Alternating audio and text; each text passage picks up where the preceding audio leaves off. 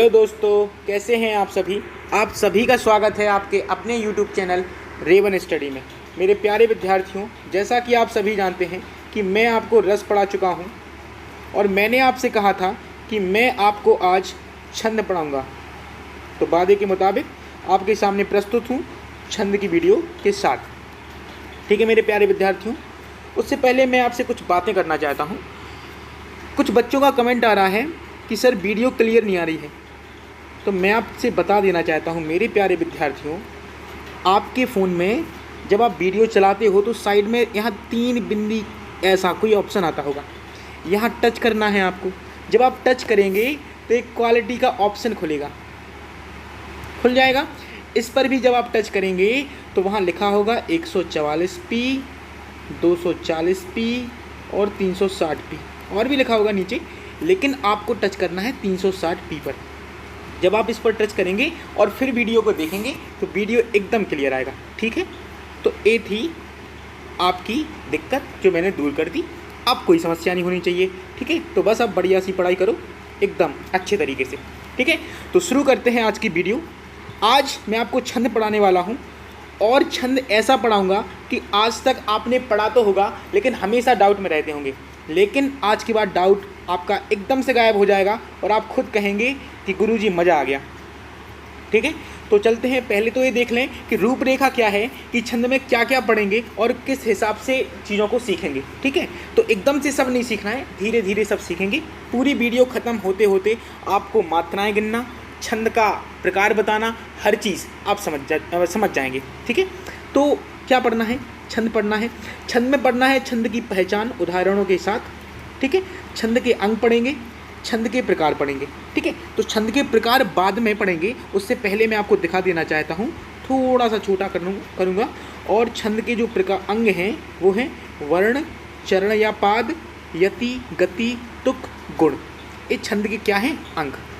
ठीक है, और छंद के प्रकार क्या क्या होते हैं? मात्रिक, वार्णिक और मुक्तक। छंद के प्रकार 3 प्रकार के होते हैं और छंद के अंग यह 6 होते हैं। ठीक है, सीधा सीधा क्वेश्चन भी आ जाता है कभी कि छंद कितने प्रकार के होते हैं, तो आपको ऑप्शन मिलेगा 3 और आप टिक लगा देना।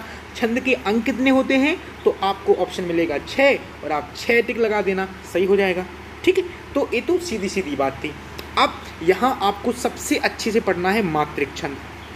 ये बहुत पूछा जाता, और मैं आपसे कहूँ कि अगर सामान्य हिंदी की बात है तो सिर्फ आपसे मात्रिक छंद ही पूछा जाएगा, सिर्फ। वार्णिक छंद बहुत कम, बहुत ही ज़्यादा कम, या यूँ कहूँ कि अगर 90% परीक्षाओं में मात्रिक छंद पूछा जाता है तो मात्र 10% परीक्षाओं में पूछा जाएगा वार्णिक। और मुक्तक अगर आपकी किस्मत खराब है तो ही पूछ लेगा परीक्षा में, नहीं तो कभी नहीं आ सकता। बात समझ में आ रही है? तो सामान्य हिंदी पढ़नी है तो मात्रिक छंद बहुत अच्छे से पढ़ेंगे, वार्णिक भी पढ़ेंगे, लेकिन मात्रिक पर ज़्यादा ध्यान देना है। समझ रहे हो ना आप? ठीक है, अब बढ़ते हैं अंग। ठीक है, तो छंद के अंग पहले पढ़ेंगे, इसके बाद छंद के प्रकार। छंद के अंग क्या क्या हैं? सबसे पहले वर्ण या मात्रा। ठीक है, वर्ण और मात्रा क्या होते हैं? जैसे वर्ण की अगर मैं बात करूं तो आप तुरंत कह दोगे कि गुरुजी का, खा, गा, घा और इया। ठीक है, छोटा आ ये भी होगा, बड़ा आ, छोटी ई और बड़ी ई, ये भी तो वर्ण है। तो ये सब मिला के क्या हो जाते हैं? वर्ण। ठीक है, और वर्ण गिनना भी बहुत आसान है। क्यों? का एक बार आया, का, खा, गा, घा, इया, ऐसे ही तो गिनना है। लेकिन अब सवाल उठता है कि मात्राएं क्या होती हैं। तो मैं आपको बताऊं कि मात्राएं, जब मैंने आपको वर्णमाला पढ़ाई थी तो मैंने आपको बताया था कि मात्राएं सिर्फ स्वरों की चढ़ती हैं और व्यंजनों की मात्राएं नहीं होती। ठीक है, तो जैसे आ का डंडा, बड़ी की मात्रा, छोटी की मात्रा, देखो छोटा ऊ की मात्रा, बड़ा ऊ की मात्रा, ओ की मात्रा और आओ की मात्रा, ए की मात्रा जो कि एक होती है ना। ए की मात्रा में आपसे कहूँ ए की मात्रा, तो ये मात्राएं किसकी चढ़ रही हैं? ये स्वरों की मात्राएं चढ़ती हैं। कभी भी आपने देखा क्या? आप बचपन से पढ़ते आ रहे हो हिंदी, और आपने कभी देखा कि का की मात्रा चढ़ती है? नहीं। आपसे कहूँ कि खा की मात्रा चढ़ती है तो आप कहोगे नहीं गुरुजी, चढ़ती ही नहीं है, मात्राएं सिर्फ स्वरों की चढ़ती हैं। बात समझ में आ रही है? समझ में आ रही है कि नहीं? अब मात्राओं को भी दो भागों में बांटा गया है, लघु मात्रा और गुरु मात्रा। जो लघु मात्रा है उसे एक से प्रदर्शित करते हैं और गुरु मात्रा को ऐसे लिखते हैं, ऐस जैसा आकार बना देते हैं, और ए अपने आप में दो होता है। दो, जहाँ भी गुरु मात्रा होगी तो समझो दो मात्रा है इसलिए गुरु लिख रहा है, और जहाँ एक मात्रा होगी तो एक का तो पता ही है कि एक होता है। ऐसे ये चिन्ह हैं इनको दर्शाने के, ठीक है। तो अब समझना ये है कि लघु मात्रा किन की होती हैं और गुरु मात्रा किन की होती हैं। तो लघु मात्रा सिर्फ छोटा आ, छोटी ई, छोटा ऊ और ऋ इनकी चढ़ती है बस। और जो बचे स्वर होते ना, छोटा आ से लेकर आहा तक होते ना, इनके अलावा आहा तक जितने भी हैं वर्ण सब की क्या चढ़ेंगी, गुरु मात्राएं चढ़ेंगी, चाहे वो आहा हो, ओ हो, अंग हो। हाँ, एक चीज़ और, अंग की जो बिंदी है उसकी गुरु मात्रा चढ़ती है। और अगर मैं आपसे कहूँ कि चंद्र बिंदु है ऐसे, तो इसकी एक मात्रा चढ़ेगी। ये चीज़ आप लिख लो या याद कर लो, कुछ भी। जो अंग की बिंदी है तो उसकी क्या मात्रा होगी, गुरु मात्रा, मतलब दो मात्राएं। और अगर चंद्र बिंदु है तो एक मात्रा। बात समझ में आ रही है। तो ये अंग का कॉन्सेप्ट था। अब ओ होगा, आओ होगा, आहा होगा, और अंग होगा, ए होगा, अय होगा, छोटा ऊ तो इसमें आ गया, बड़ा ऊ हो गया, ठीक है। बाकी सब छोटा आ, छोटी ई, छोटा ऊ और ऋ को छोड़कर सब कुछ किस में आएंगे, गुरु में आएंगे। और ये सब किस में आएंगे, ये सब आएंगे लघु में। हाँ, एक बात और बता देना चाहता हूँ, अगर जैसे लिखा है कृपा, ये लिखा है, तो इसमें जो रेफ लगी है ना, ये ऋ की रेफ है, इस वाली देखो यहाँ बन रही है ना, देखो ये बन रही है, तो ये यही वाली तो है। मैं आपको पहले भी बता चुका हूँ कि ये ऋ ऐसे, तो इसकी कितनी मात्रा चढ़ेगी, एक। अब अगर मैं आपसे कह दूँ लिखा है प्रहार, तो ए वाली जो मात्रा होती है ना, ए आएगी आपकी गुरु में। ये भी याद रखिए कि जो ऐसी मात्रा होती है यही है लघु, ठीक है। और जो ऐसी होती है, ऐसे लगा होता है, तो ये क्या होगी, गुरु मात्रा होगी। बात समझ में आ रही है, इतनी बात क्लियर है। अब आगे चलते हैं। आगे क्या लिखा है, चरण या पाद। प्रत्येक छंद के प्रायः 4 चरण होते हैं, जैसे लिखा होता है ना, जैसे ये 2 लाइनें लिखी होती हैं, ठीक है। तो यहाँ बीच में कहीं कोमा लिखा होगा और ऐसे भी लगा होता है कोमा, तो यहाँ से यहाँ तक एक चरण, फिर यहाँ से यहाँ तक एक चरण, फिर यहाँ से यहाँ तक एक चरण, और यहाँ से यहाँ तक एक चरण। तो कुल मिलाकर कितने चरण होते हैं, 4 चरण। बात समझ में आ रही है। कुछ में 6 भी होते हैं, ठीक है। तो वो कौन से, कुंडलिया और छप्पे, वो मैं आपको सब बताऊँगा, ठीक है। बाकी सब में 4 चरण होते हैं, ठीक है। बात समझ में आ रही है। अब लिखा है यति। तो यति क्या होता है, जैसे जहाँ पर रुकें, जैसे हम दोहा पढ़ते हैं, जैसे मैं आपको बता देता हूँ, अब उदाहरण है तो देख लो। जैसे जाति ना पूछो साधु की, तो यहाँ कोमा लग गया, यहाँ रुक गए थोड़ी देर। फिर पढ़ने का एक ढंग है, लय है कि हम किस हिसाब से वर्णों को पढ़ेंगे। जैसे जाति ना पूछो साधु की, रुक गए, फिर पूछ लीजिए ज्ञान। ऐसे होता क्या, जाति ना पूछो साधु की, पूछ लीजिए ज्ञान, ऐसे तो नहीं होता। आराम से पढ़ेंगे, जाति ना पूछो साधु की, पूछ लीजिए ज्ञान होता है। तो जहाँ रुके वही होती है यति। बात समझ में आ रही है, ठीक है। अब गति, लय या प्रवाह है, मात्रिक छंद का नियम। देखो गति क्या होती है, इसको कहते हैं लय या प्रवाह। मतलब कोई भी अगर हम छंद पढ़ रहे हैं तो उसकी तुक क्या होनी चाहिए, किस गति से हमको पढ़ना है। अब जैसे मैं आपसे कहूँ कि इसको पढ़ो, तो आप पढ़ोगे जाति ना पूछो साधु की, पूछ लीजिए ज्ञान। ऐसे पढ़ा जाता क्या, नहीं। इसकी एक अपनी गति होती है, और वह गति क्या है, लय क्या है, लय ये है कि जाति ना पूछो साधु की, पूछ लीजिए ज्ञान, मोल करो तलवार का, पड़ा रहन दो म्यान। ऐसे बात समझ में आ रही है, क्लियर है यहाँ तक मैं आपको समझा पाया हूँ।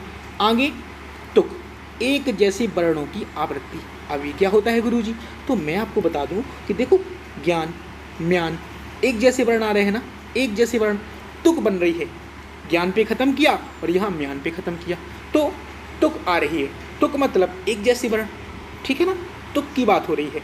बात समझ में आ रही है। तो इस प्रकार से तुक बनती है, और इसका मतलब क्या होता है कि एक जैसी वर्णों की आवृत्ति। तो देखो यहाँ भी ना, यहाँ भी ना आ रही है ना, आवृत्ति हो रही है ना, बस यही तो है। आगे है गुण, गढ़। गढ़ क्या होता है? बारड़क छंद की विशेषता, जैसे यगड़ मगड़ तगड़, ये मैं आपको बताऊंगा, ठीक है। जब मैं आपको बारड़क छंद पढ़ाऊंगा तो इसके बारे में डिटेल देने वाला हूँ, कोई दिक्कत नहीं है। और वैसे अगर इसको नहीं भी पढ़ेंगे ना बारड़क छंद को तो कोई दिक्कत नहीं है, ठीक है। बस मैं तो आपको पूरा समझाना चाहता था, इसलिए बारड़क छंद भी लेके आ गया, लेकिन ये नहीं पूछा जाता है, ठीक है। फिर भी लेकर आया हूँ और आपको बताऊँगा कि क्या पूछा जाता है, बिल्कुल उतना ही बताऊँगा और कोई दिक्कत नहीं है होगी आपको, ठीक है। चलो अब आगे बढ़ते हैं। सबसे पहले छंद का उदाहरण, मात्राएं गिनना तथा वर्ण गिनना, ये सीखेंगे। ये दोनों बातें सीखेंगे। करना कैसे है, कैसे हम मात्राएं गिने, कैसे वर्ण गिने। अगर एक गिनना सीख गए ना तभी आप बता पाओगे कि एक सोरठा है, कि दोहा है, कि चौपाई है, कुंडलिया है, गीतिका है, हरि गीत का है, क्या है, ठीक है। तो पहले वर्ण गिनना समझ लो। वर्ण गिनना क्या होता है? जितने वर्ण उतने ही रहेंगे। जैसे जा, ता, ना, पा, छा, सा, धा, का, पा, छा, जितने वर्ण लिखे हैं। मात्राओं से कोई मतलब ही नहीं है जो मात्राएं चढ़ी, कि जैसे लीजिए लिखा तो ली, तो एक या दो वर्ण हो जाएंगे? नहीं, एक ही वर्ण है, वो तो मात्रा चढ़ी है। मात्रा थोड़ी ना गिननी है, वर्ण गिनने हैं। बात समझ में आ रही है? तो वर्ण गिनना बड़ा ही आसान है। बातें कठिन होती हैं तो सिर्फ मात्राएं की, वो भी मैंने आपको सरल कर दी। देखो अब जब आप प्रैक्टिस करोगे ना तो और अच्छे से समझ में आएगा। कैसे? देखो बताता हूँ। जैसे लिखा है जाति, तो देखो जा, बड़ा आ रहा है ना, तो बड़ा आ क्या होता है? गुरु। छोटी ई जाति, तो छोटी ई कहाँ आएगी? मैंने बोला था कि ये लघु में आएगा, तो एक। फिर ना आ रहा है ना, पीछे ना आ रहा है ना, तो लघु में। अब पू, बड़ा ऊ आ रहा है तो गुरु। फिर छो, ओ की मात्रा आ रही है तो ये तो गुरु की होती है। बोलो हाँ है ना, होती है ना, ऐसे। बस समझ, इतना समझ गए फिर तो आपको सब कुछ आने लगा। सा गुरु, दु लघु, की गुरु। यहाँ पूछ है, पूछ, तो पूछ में क्या होगा? पू में क्या होगा? गुरु। और छा में लघु। ली तो गुरु, जी तो लघु, ठीक है। और ए तो एक गुरु हो गई, ज्ञा गुरु हो गई, ना लघु हो गई। ऐसे बताओ कोई दिक्कत है क्या? अब तो आराम से गिन लोगे ना। दिक्कत होगी आपको सिर्फ इस शब्द में कि इसमें गुरुजी क्या करें। मेरे प्यारे भाइयों, जैसे मैं आपसे कहूँ कि अगर मैं लिख दूँ, जैसे म्यान ही लिखा है, या पहले कुछ और समझ लो फिर म्यान का बताता हूँ। जैसे लिखा है त्वचा, अच्छे से लिख देता हूँ पहले तो त्वचा, ठीक है ना। त्वचा लिखा है तो अगर आधा अक्षर बिल्कुल शुरू में है, बिल्कुल शुरू में, तो उसका कोई मोल नहीं होगा, मतलब ही नहीं है उसका, ठीक है। वा की एक मात्रा, चा की दो मात्रा, क्योंकि चा के बाद बड़ा आगा डंडा है, तो कुल मिलाकर कितनी मात्राएं होगी? 3। बात समझ में आई? अगर ए बीच में है, जैसे लिखा है तत्व लिखा है ना, तो ये जो आधा ता आया है ना, ये अपने से पहले आने वाले वर्ण को क्या बना देता है? क्या बना देगा? गुरु बना देगा। लो, तो गुरु की मात्रा हो जाएगी और वा की एक मात्रा, ऐसे 3 मात्रा हुई कुल। बात समझ में आ रही है कि अगर बीच में आया तो जिसके बाद आ रहा है उसको क्या बना देगा? गुरु। उस पर मात्रा किसकी हो जाएगी? गुरु की। बस, और अपना मूल खो देगा, खत्म। फिर उसके बाद वाले की एक मात्रा, ऐसे। अब जैसे लिखा है म्यान, लिखा है ना म्यान, तो म्यान का क्या करना है? म्यान में देखो आधा माँ आगे है तो कोई मतलब ही नहीं है, या का गुरु हो जाएगा, ना का एक हो जाएगा। बोलो हाँ है ना। बात समझ में आ रही है? क्लियर है यहाँ तक? और अगर आप कहें कि गुरुजी अगर पहले से ही गुरु हो तो जैसे बीच में आ गया, जैसे मैं लिखूं कि तात तो लिखा है, तात, अब ऐसे कोई शब्द तो नहीं होता है लेकिन मुझे याद नहीं आ रहा है इसलिए मैंने तात तो मान लिया, तात तो लिखा है। अब आप कहोगे कि गुरुजी ये आधा अक्षर है, अब इसका प्रभाव कहाँ पड़ेगा? तो मैं आपसे कहना चाहता हूँ कि इससे पहले वाला जो आधा अक्षर कहाँ है, इससे पहले वाला अगर पहले से गुरु है तो फिर इसका कोई उल्लेख नहीं होगा, कोई मतलब नहीं इसका। अगर लघु है तो लघु का क्या बन जाएगा? गुरु। बात समझ में आ रही है? क्लियर है यहाँ तक? समझ गए होंगे अच्छे से? कुछ है ही नहीं, सब कुछ तो बता दिया। अब चलते हैं आगे चलेंगे और समझेंगे मात्रक छंद को बहुत आराम से। आप स्क्रीनशॉट लेना चाहें तो ले सकते हैं, कुछ भी करना चाहें, लिखना चाहें लिख लीजिए, स्क्रीनशॉट लेना चाहें स्क्रीनशॉट ले लीजिए, लेकिन लिखना है, समझना बहुत अच्छे से। देखो ऐसे में पूरी कोशिश करूँगा, बस थोड़ी सी जहमत आपको उठानी पड़ेगी। मात्रिक छंद मतलब मात्राओं पर आधारित है। मात्रिक नाम से ही पता चल रहा है। सममात्रिक समान मात्राएं। अर्ध सममात्रिक मतलब आधे में समान मात्राएं। विषम मात्रिक मतलब विषम मात्रिक का क्या मतलब है कि पता ही नहीं है कि इसमें 24 आएंगी कि इसमें 25 आएंगी, पहले में 24 आएंगी कि दूसरे में 25 आएंगी, क्या है। मात्राएं विषम है, किसी भी चरण में कितनी भी मात्राएं हो सकती हैं। अब कितनी होगी मैं आपको बताऊंगा सर, ठीक है, बिल्कुल आराम से समझो तो बिल्कुल। अब सममात्रिक छंद के भी प्रकार होते हैं। देखो चौपाई, रोला, गीतका, हरि गीतका, ठीक है। अर्ध सममात्रिक के भी 4 प्रकार होते हैं। दोहा, सोरठा, वरवय, उल्लाला, ठीक है। विषम मात्रिक की कुंडलिया और छप्पय। बात समझ में आ रही है। तो ये तो हो गए प्रकार। सबसे पहले सममात्रिक छंद पढ़ेंगे और क्या होता है बहुत अच्छे से समझेंगे, क्योंकि सबसे ज़्यादा क्वेश्चन यहीं से आता है, सबसे ज़्यादा आएगा। तो घबराना नहीं है, हबड़ तबड़ बिल्कुल नहीं करना है, आराम से। देखो सममात्रिक छंद क्या लिखा है, प्रत्येक चरण में समान मात्राएं होती हैं। प्रत्येक चरण में अगर पहले चरण में 10 मात्राएं हैं मान लिया, तो दूसरे में भी 10, तीसरे में भी 10 और चौथे में भी 10। बताया था ना कि ऐसी लाइन लिखी रहती है और आधे आधे पे ये पहला चरण होता है, ये दूसरा चरण, ये तीसरा चरण हो गया और ये चौथा चरण हो गया। तो अगर 10 मात्राएं पहले चरण में हैं तो दूसरे में भी 10, तीसरे में भी 10 और चौथे में भी 10। बात समझ में आई। ऐसे ये होते हैं सममात्रिक छंद। अब चौपाई का क्या है, 4 चरण होते हैं। प्रत्येक चरण में 16-16 मात्राएं होती हैं और यति नहीं है। यति नहीं है, यति मतलब जहाँ रुकी, अब रुकना ही नहीं क्योंकि नहीं लगा है ना। यति मतलब जहाँ रुके और नहीं लगा है, मतलब रुकना ही नहीं है, कि बीच में रुकना ही नहीं है। जैसे जैसे गुरुजी एक बताओ उदाहरण तो दो, तो मैं आपको बता देना चाहता हूँ। उदाहरण नीचे होगा, जैसे चलो उदाहरण में देता हूँ। आपने एक चौपाई बहुत पड़ी होगी, आधी चौपाई आती है मुझे, फिर भी मैं सुना देता हूँ। जैसे मंगल भवन या मंगलहारी द्रवहु सुदशरथ अजर बिहारी। तो यहाँ कहीं रुके क्या बीच में कि मंगल भवन या मंगलहारी, अब रुक गए। फिर इसके बाद द्रवहु सुदशरथ अजर बिहारी, ऐसा नहीं होता ना। तो यति नहीं है, कहीं नहीं रुकना है। अगर शुरू किया तो बिल्कुल एक तुक में पढ़ना है पूरा, कहीं रुकना नहीं है। बात समझ में आ रही है। तो ऐसे ही चौपाई होती है कि 4 चरण होते हैं और प्रत्येक चरण में 16-16 मात्राएं होती हैं, ठीक है। रोला का क्या है, रोला में 4 चरण होंगे, प्रत्येक चरण में 24-24 मात्राएं होंगी और 11 व 13 पर यति, 11 व 13 पर यति। जैसे जैसे मैं आपसे कह दूं कि एक पूरी लाइन लिखी है, ठीक है, पूरी लाइन लिखी है, तो बीच में कहीं रुकेंगे और इस साइड 11 मात्राएं होंगी और इस साइड 13 मात्राएं होंगी। और आपसे कहूँ कि पूरी लाइन में कितनी मात्राएं, तो पूरी लाइन में 24 मात्राएं होंगी। अगर आपको रोला की पहचान करनी है तो आप पूरी लाइन गिन लो, पूरी लाइन में अगर 24 मात्राएं हैं तो आपका रोला हो गया, ठीक है, रोला हो गया। और कंफर्म करना है तो बस जहाँ कॉमा लगा है उससे पहले मात्राएं गिनो तो 11 होंगी और उसके बाद 13 मात्राएं होंगी। ऐसे जहाँ यति मतलब जहाँ रुके, ठीक। अब गीतका की बात आई तो गीतका में 4 चरण होते हैं, प्रत्येक चरण में 26-26 मात्राएं होती हैं और 14 व 12 पर यति, मतलब यहाँ 14 होंगी मात्राएं और यहाँ 12। कुल मिलाकर कितनी मात्राएं होंगी, 26। बोलो हाँ है ना, यही तो बोला कि प्रत्येक चरण में क्या 26-26 मात्राएं होंगी, ठीक है, और 4 चरण होंगे। बात समझ में आ रही है, ठीक है। इसके बाद आ गया हरि गीत का। तो हरि गीत का में इसमें भी 4 चरण होंगे और प्रत्येक चरण में 28-28 मात्राएं होगी और 16 व 12 पर यति। तो जहाँ कॉमा लगा है उससे पहले 16 मात्राएं और उसके बाद 12 मात्राएं और आप पूरी लाइन गिनो तो पूरी कुल मिलाकर कितनी 28 मात्राएं होगी। ऐसे बात समझ में आई। तो चौपाई में 16-16, रोला में 24-24, गीतका में 26-26 और हरि गीतका में 28-28 मात्राएं होगी, ठीक है। और यति क्या है रोल, तो रोला में 11 व 13 पर यति हो रही है और गीतका में 14 और 12 पर यति हो रही है और हरि गीतका में 16 और 12 पर यति हो रही है। लेकिन एक नहीं पूछा जाता है कि यति कहाँ हो रही है, लेकिन आपको जानना बहुत ज़रूरी है। आगे पूछ लिया तो इसलिए जानो।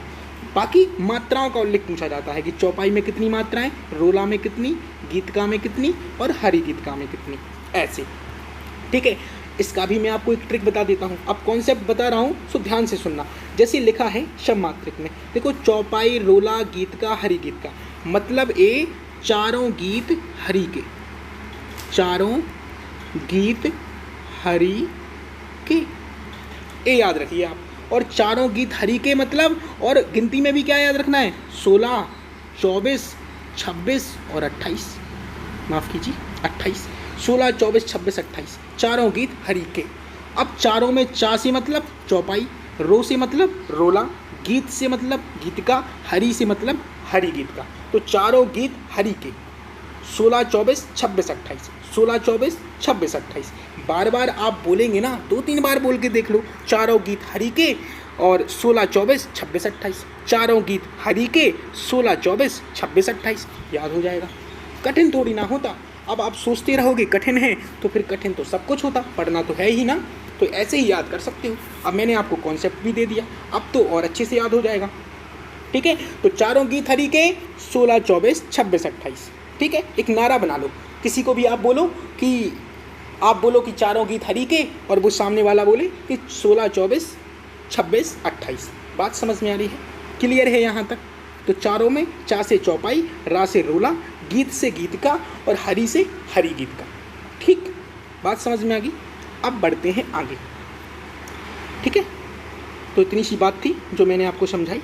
अब बात है अर्ध सम्मात्रिक की। अर्ध सम्मात्रिक क्या होता है गुरुजी? तो मेरे प्यारे भाइयों, बहुत अच्छे से समझाऊंगा। लिखा है कि आधे चरणों में समान मात्राएं तथा शेष आधे चरणों में समान मात्राएं। आधा चरण हो गया तो समान मात्राएं हो गई, फिर आधे चरण में समान मात्राएं, ऐसे होगा। ठीक है, अब इसके प्रकार क्या होते हैं? दोहा, सोरठा, बरवय, उलाला। ठीक है, अब दोहा को समझेंगे पहले, फिर सोरठा को, फिर बरवय को, फिर उलाला को। दोहा में भी 4 चरण होते हैं।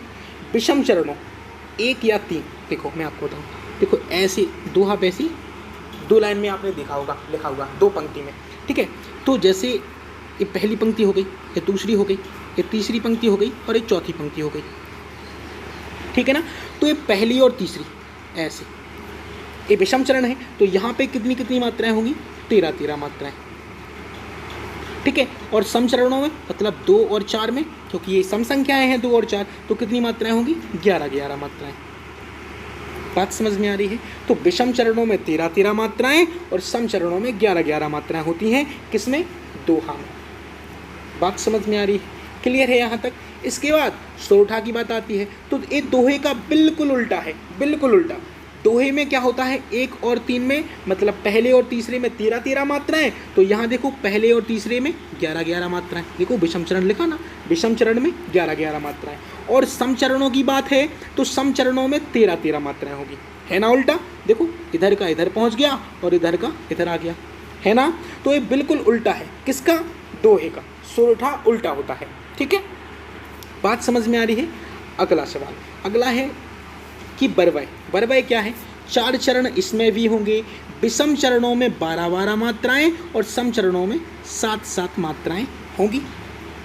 ठीक है, 4 चरण होंगे, विषम चरणों में 12 मात्राएं और सम चरणों में 7 मात्राएं। तो विषम चरण समझ गए ना, पहला और तीसरा, और दूसरा और चौथा। तो पहले और तीसरे में कितनी? 12 और 12 मात्राएं, और सम चरणों में 2 और 4 में 7 मात्राएं। कुल मिलाकर कितनी मात्राएं होगी? एक लाइन में 19 मात्राएं, और यहाँ एक लाइन में सोरठा में 24 और दोहा में एक लाइन में 24। बात समझ में आ रही है? अब बात आई उलाला की। उल्लाला की आई। उल्लाला में भी 4 चरण होंगे और विषम चरणों में 15 मात्राएं और सम चरणों में 13 मात्राएं होंगी। एक लाइन की बात करें तो कुल मिलाकर एक लाइन में 28 मात्राएं होंगी। तो जहाँ भी एक लाइन में आपको 28 मात्राएं मिल रही हैं वहाँ क्या हो जाएगा? उलाला। ठीक है, और अगर 19 मात्राएं मिल रही हैं तो बरवय, और अगर 24 मात्राएं मिल रही हैं तो सोरठा या दोहा, कुछ भी हो सकता है। तो बस गिन लो कि अगर विषम चरण में 13 मात्राएं हैं तो बस दोहा हो गया, और अगर विषम चरण में 11 मात्राएं हैं तो सोरठा हो गया। ऐसे पता लगाना है, तो ये याद कर लो आप, और कुछ नहीं कर सकते आप इसका। ठीक है, याद ही करना पड़ेगा। वैसे आप इनको बार बार देख लो ना, स्क्रीनशॉट ले लो, फ़ोन चलाते ही हो तो थोड़ा इनकी भी फ़ोटो देख लिया करो। फ़ोटो देखोगे तो बस दिमाग में घुसना स्टार्ट हो जाएगा। ठीक है, मेहनत करनी पड़ेगी थोड़ी सी बस, और कुछ नहीं। अब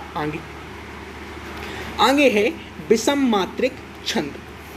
चरणों में मात्राओं का कोई नियम नहीं, कोई नियम नहीं है कि कहाँ कैसी मात्राएं आ जाएं, कोई मतलब नहीं इससे कि मात्राएं हैं कितनी हैं, कोई नियम नहीं है, ठीक है। अब विषम मात्रिक छंद कितने प्रकार के होते हैं? तो 2 प्रकार के, एक तो कुंडलिया और दूसरा छप्पय। मतलब कुछ से याद रखिए आप, कुछ, कु से कुंडलिया और छा से छप्पय। विषम मात्रिक छंद कुछ है विषम मात्रिक छंद, तो कुछ में कु से कुंडलिया, छा से छप्पय, ठीक है। और कुल 6 पंक्ति होती हैं।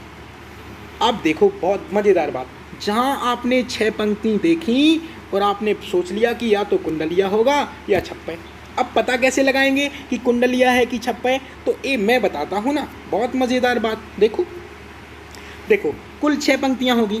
पहली 2 पंक्ति होंगी दोहा की, पहली 2 पंक्ति दोहा की होंगी, बात समझ में आ रही है। और अंतिम 4 पंक्ति होंगी रोला की। अब बात है कि पता कैसे लगाएं। तो देखो, आपको पता है कि दोहा में क्या होता है, दोहा में क्या होता है मैं आपको बता देना चाहता हूँ। दोहा देखो, इससे ऊपर लिखा है कि विषम चरणों में 13 मात्राएं और सम चरणों में 11 मात्राएं। अगर एक पंक्ति की बात करें तो पूरी पंक्ति में कितनी मात्राएं हों? 24 मात्राएं। बोलो हाँ है ना, हुई कि नहीं हुई? ठीक है। अब मैं आपसे कहना चाहता हूँ कि रोला पे आ जाओ, ठीक है। तो 24 मात्राएं की 2 लाइनें मिल गई आपको, ऐसी मिल गई ना। अब आए आप अंतिम की 4 पंक्ति पर, तो ये सारी किसकी हैं? रोला की। और रोला में भी क्या होता है कि देखो, एक लाइन में, एक चरण में कितनी होती हैं? 24 मात्राएं, ऐसे। तो ये 4 पंक्ति किसकी हो गई? रोला की। कितनी मात्राएं होगी? 24 की। तो आप सोच रहे होगे कि गुरुजी दोहा की एक लाइन में 24 और दूसरी लाइन में 24 और रोला की चारों लाइनें जो होंगी ना वो 24 मात्राओं की होगी, तो क्या इसकी सभी पंक्तियाँ 24 मात्राओं से मिलकर बनी होंगी? मैं कहूँगा हाँ बिल्कुल। अगर सभी पंक्तियों में 24 मात्राएं हैं तो क्या हो गया? कुंडलिया। ज़्यादा दिमाग लगाना ही नहीं है, कुछ नहीं सोचना है कि 11 व 13 पर यति करना है कि विषम चरणों में 11 मात्राएं, सम चरणों में 13 मात्राएं। अरे छोड़ो ना इसको, इतना याद रखो कि अगर दोहा है तो एक लाइन में 24 मात्राएं होंगी, 2 लाइनें हैं तो 24 की 2 लाइनें हो गई। अब रोला की बात आई तो रोला में प्रत्येक चरण में 24 मात्राएं होती हैं, मैं आपको बता चुका हूं। तो 4 पंक्तियां आनी हैं, तो 1, 2, 3 और 4, ये भी 24 की। तो सभी जो लाइनें हैं वो कितने की हो गई? 24 मात्राओं की। तो जहां आपने 6 लाइनें देखी तो आपको पहली लाइन की मात्राएं गिन लो और अंतिम लाइन की गिन लो। अगर 24 हैं तो बस समझ लो कि क्या है? कुंडलिया। खत्म काम, कुछ है ही नहीं इसमें। आगे लिखा है छप्पय, तो छप्पय भी बता देता हूँ। देखो इसमें भी कुल 6 पंक्तियाँ। अब इसमें थोड़ा सा क्या है देखो ध्यान से, पहली 4 पंक्तियाँ रोला की मतलब पहली 4 पंक्तियों में मात्राएं कितनी होगी? 24 मात्राएं, ठीक। अंतिम 2 पंक्तियाँ हैं उलाला की, उलाला की हैं अंतिम 2 पंक्तियाँ। और उलाला की कुल मात्राएं कितनी होती हैं? तो मैं आपको बता दूं, देखो 4 चरण होते हैं उलाला में। विषम चरणों में 15 मात्राएं और सम चरणों में 13 मात्राएं। मैंने आपको अभी क्या बताया कि एक लाइन में कुल कितनी मात्राएं होती हैं उलाला में? 28।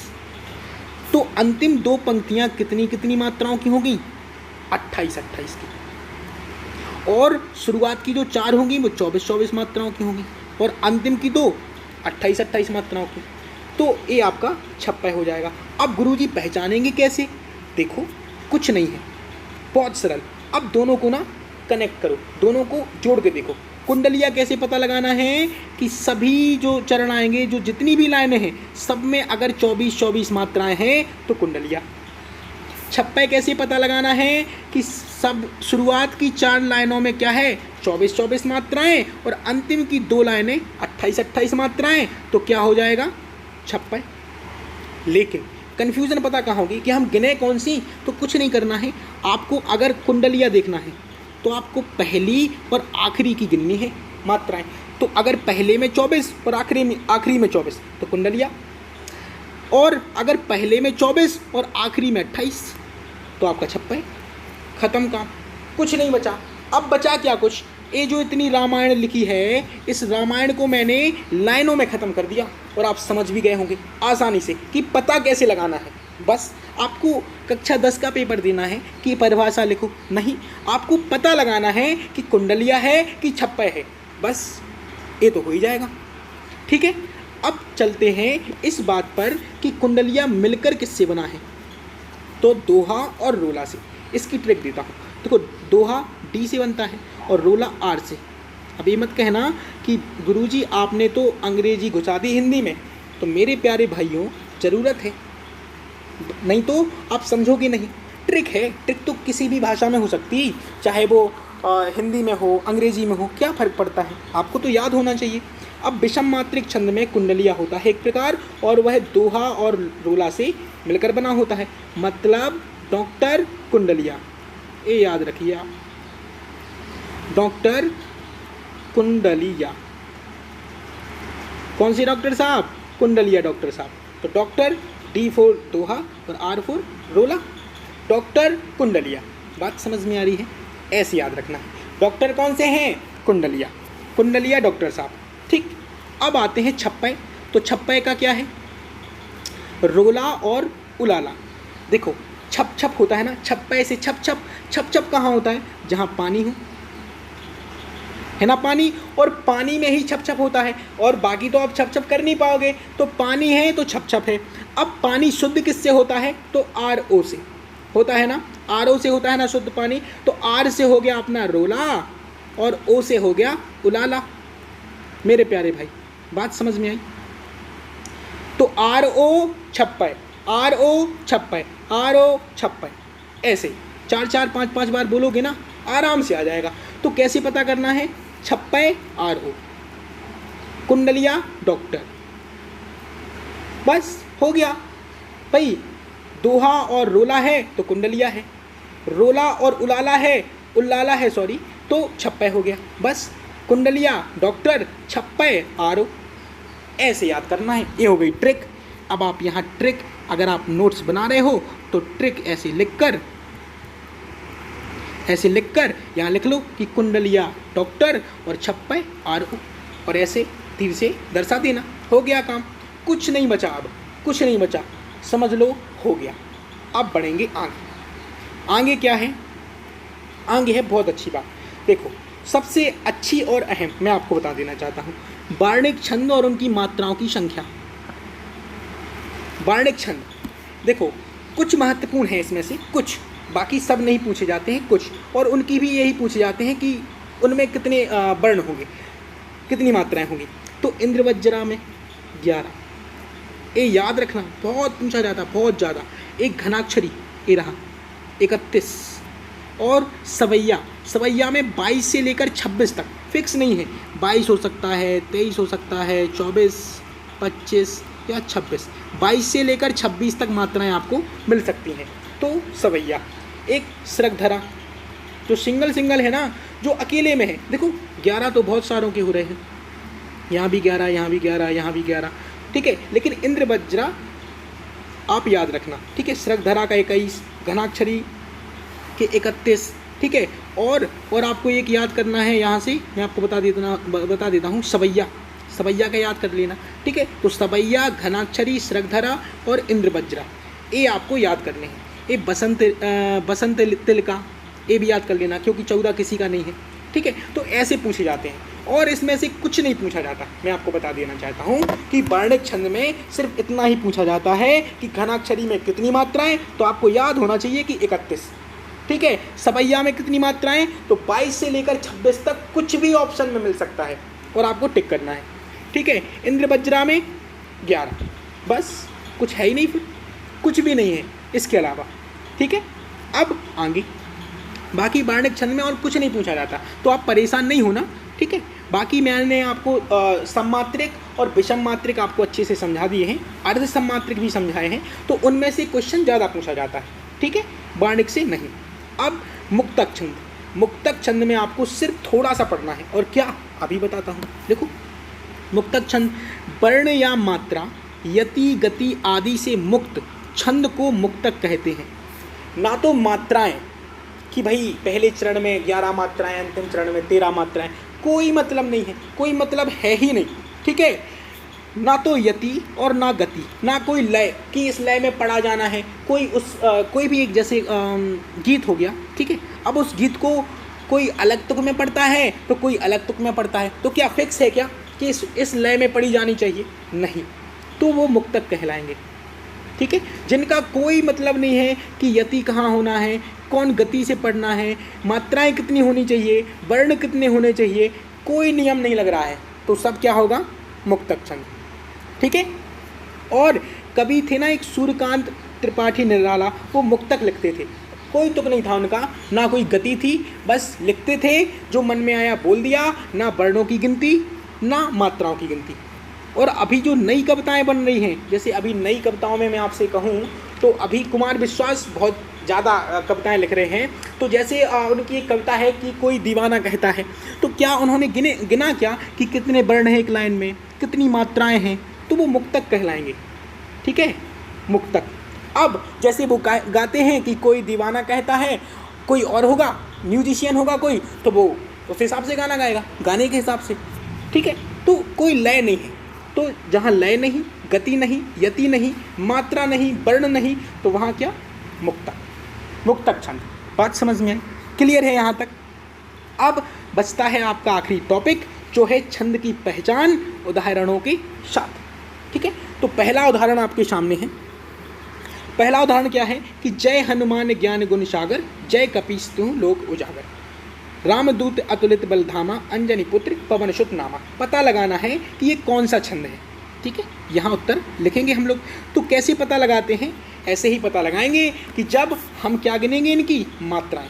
तो मात्राएं गिनने के लिए हो जाइए तैयार और गिनेंगे मेरे साथ, जहाँ बैठे हैं शुरू कीजिए। तो देखो, छोटा आ, छोटी ई, छोटा ऊ और ए वाला री, इसकी ही लघु होनी है मात्रा, बाकी सबकी गुरु।